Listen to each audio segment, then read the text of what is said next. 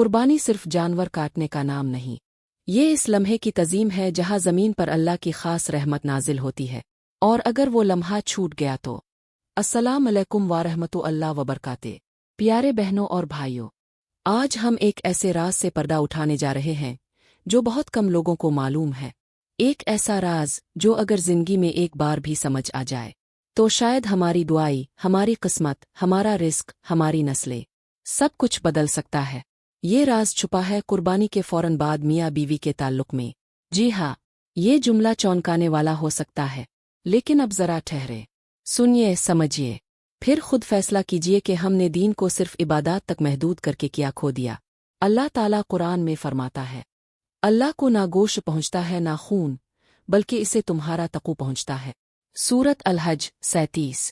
تو قربانی صرف جانور ذبح کرنا نہیں، یہ دراصل ایک باطنی کیفیت ہے، ایک روحانی لمحہ جہاں انسان خود کو مکمل طور پر اللہ کے حوالے کرتا ہے۔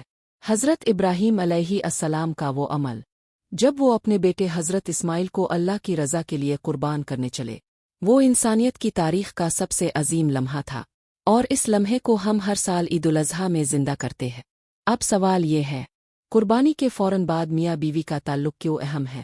اس وقت جب جانور کی قربانی دی جاتی ہے، زمین پر اللہ کی خاص رحمت نازل ہو رہی ہوتی ہے، آسمان کے دروازے کھلے ہوتے ہیں، فرشتے زمین پر اترتے ہیں، شیطان قید ہوتا ہے، دعائیں قبول ہوتی ہیں، رزق میں برکت لکھ دی جاتی ہے۔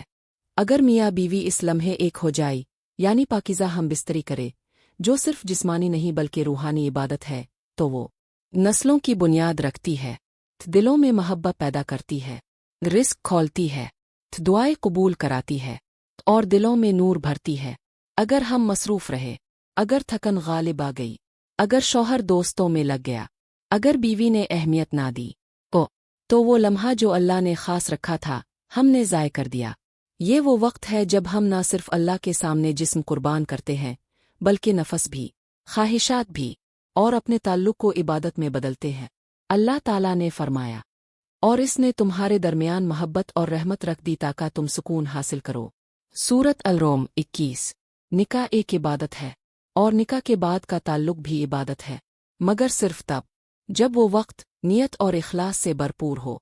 ایک عورت ساری زندگی روزے رکھتی رہی، تہجد پڑھتی رہی، مگر شوہر سے ہمیشہ بدمزاجی، بدنیتی اور دوری برتی، بڑھاپے میں تنہا ہو گئی۔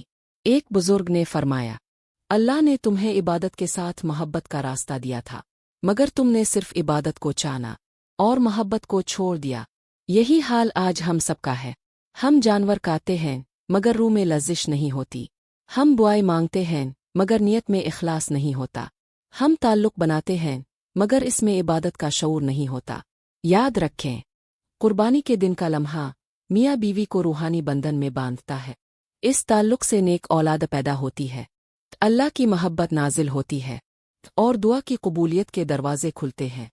اگر ہم اس لمحے کو سچائی اور نیت کے ساتھ تو اللہ کی خاص برکت ہمارے گھروں، رزق اور نسلوں میں اتر سکتی ہے۔ پیارے بہنوں اور بھائیوں، یہ راز جو آج آپ کو ملا، یہ صرف علم نہیں، ایک عمل کا راستہ ہے۔ قربانی کے دن جب جانور کا خون بہے، اسی دن، اسی لمحے اپنے تعلق کو بھی اللہ کے حضور پیش کرو۔ شاید یہی وہ لمحہ ہو جس سے اللہ تمہیں وہ سب کچھ عطا کر دے جو تم برسوں سے مانگتے آئے ہو، مگر کسی اور راستے سے۔